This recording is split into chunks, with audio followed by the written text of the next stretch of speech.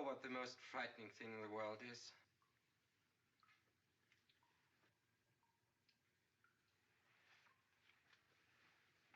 It's fear.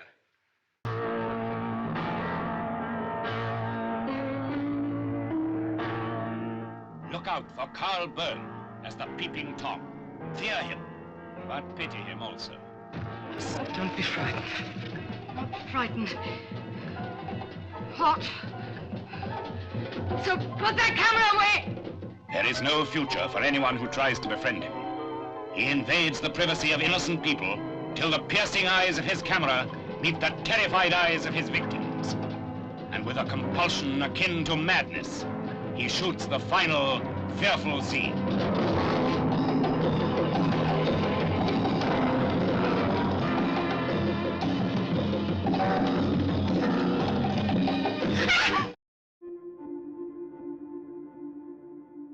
In the spring of 1960, one of Britain's most respected filmmakers, Michael Powell, released a film so disturbing, so provocatively intimate, that it didn't just shock critics, it ended his career.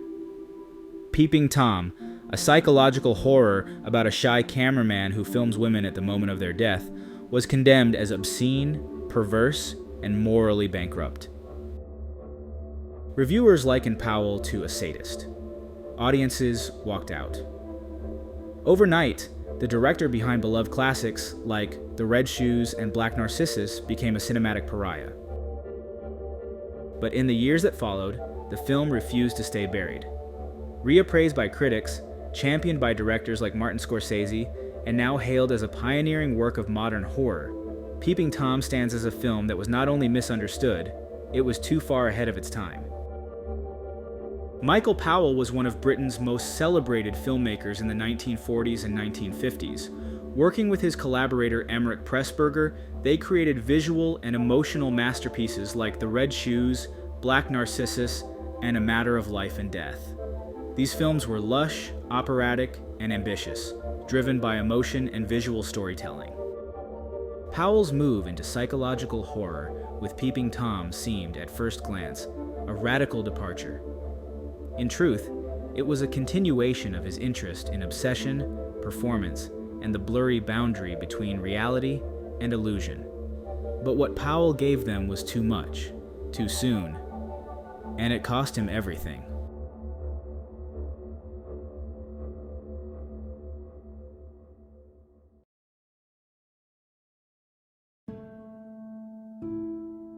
Peeping Tom tells the story of Mark Lewis, a shy, emotionally scarred focus puller who murders women while filming their final moments of terror. His weapon is a camera tripod with a blade concealed in one of its legs. He doesn't kill for sadistic pleasure, but for scientific and emotional documentation, re-watching the footage obsessively as if searching for meaning or confession. The film's lurid sexual undertones, a killer aroused not by sex but by fear, unsettled 1960 audiences. Peeping Tom was a direct confrontation with the darker impulses behind both horror and filmmaking itself.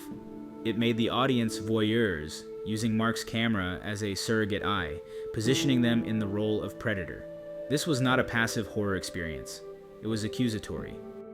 In Peeping Tom, the camera is not just a tool, it's a weapon, a confessional, and a mirror. Mark Lewis, the film's soft-spoken killer, doesn't murder for pleasure in a traditional sense. He kills to capture, to record the precise moment of terror, to freeze it, study it, and re-watch it. He is a collector of fear, using his camera not as a shield from reality, but as a means to manipulate and control it. This is where Michael Powell's genius becomes most apparent. Peeping Tom is not just about a disturbed man. It's about us, the audience, and our uneasy relationship with what we choose to watch.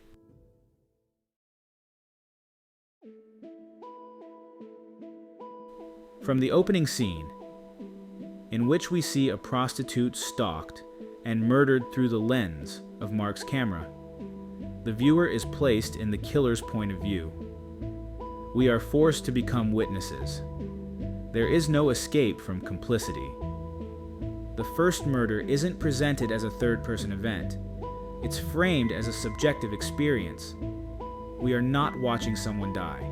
We are watching someone film someone dying. That subtle shift changes everything. This idea that watching is not passive but active, that to watch is to consume, runs through the film like a razor wire. Mark isn't just interested in recording death. He is obsessed with capturing emotion, particularly fear, the most primal of responses. He replays these recordings alone in his apartment, like a filmmaker reviewing dailies, carefully analyzing each facial twitch, each scream, as if hoping to find the secret ingredient that will finally allow him to understand his own trauma. And the viewer is, disturbingly, right there with him. By making the audience see through Mark's lens, Powell forces us to confront our own gaze. Why do we watch horror? Why do we crave fear, violence, and transgression in entertainment? Peeping Tom doesn't answer these questions. It just makes them inescapable. It blurs the line between curiosity and complicity, between interest and obsession. This is where Peeping Tom becomes not just a horror film, but a film about horror itself. It predates the Texas Chainsaw Massacre and Halloween, yet anticipates their structure, placing us in the killer's shoes, giving us a sense of power and intimacy. But Powell goes further. He doesn't let the viewer feel safe behind the screen.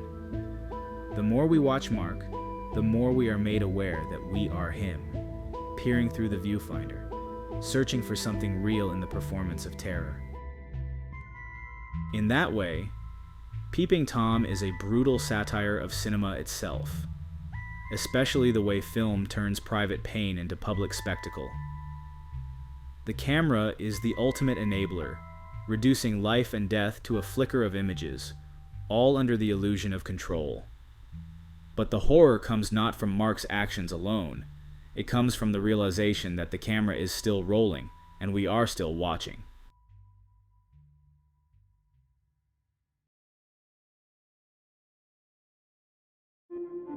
In 1960, two films redefined the horror genre and the boundaries of on-screen violence.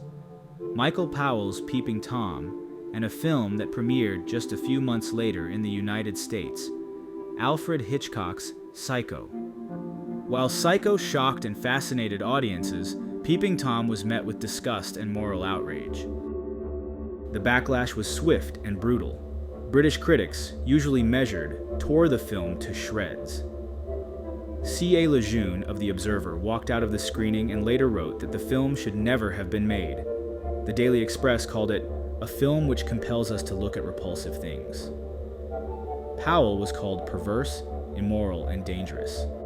Actor Carl Boehm, who played Mark Lewis, remembered that no one shook his hand or Powell's after the premiere, and the air was thick with disapproval. Unlike Hitchcock, who had the support of a Hollywood studio and a savvy marketing campaign behind Psycho, Powell released Peeping Tom through Anglo Amalgamated, a B-movie production company with little fanfare. British critics hated Psycho as much as they did Peeping Tom, but Psycho was a commercial success and became a crowd pleaser. Critics believe a big portion of Psycho's success over Peeping Tom is that the footage is shot from an objective third-person view, keeping a distance between the killer and the audience. Peeping Tom, on the other hand, opens with a first-person POV shot of Mark killing one of his victims. Audiences see the woman staring right back at them in fear, as if they're the one killing her. Peeping Tom was pulled from theaters within days. Powell was blacklisted, abandoned by collaborators, and left to work in obscurity. One film had effectively erased decades of acclaim.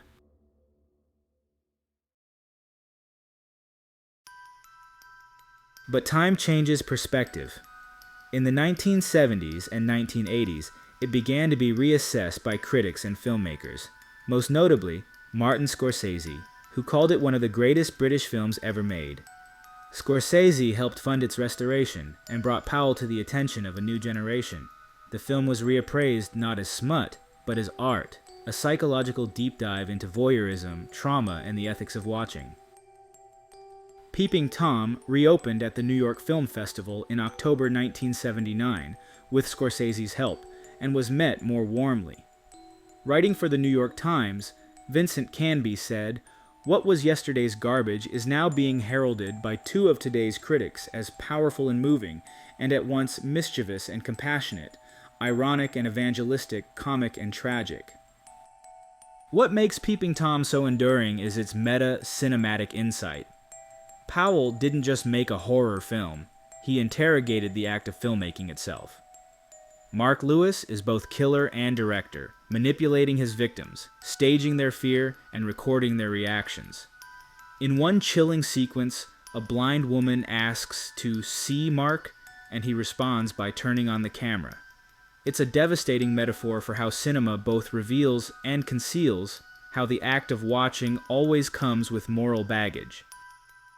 In 2004, Total Film ranked Peeping Tom the 24th greatest British film of all time, a long overdue recognition of its influence and artistry. But for Powell, that redemption came far too late.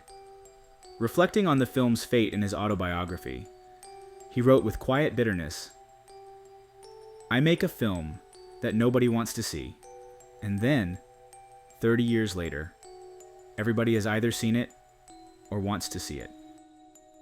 Today, Peeping Tom is credited as a precursor to the slasher film, a forerunner to movies like Halloween, Maniac, and Creep, all of which place the audience in uncomfortably intimate proximity to the killer. But Powell's film remains uniquely self-aware, warning viewers that in watching violence, we are never truly innocent. Peeping Tom is a film about the cost of looking too closely, at others, at ourselves, at the things we're afraid to admit we enjoy. It punished its creator for daring to hold up a mirror to his audience. But in the end, that mirror has outlived its judges.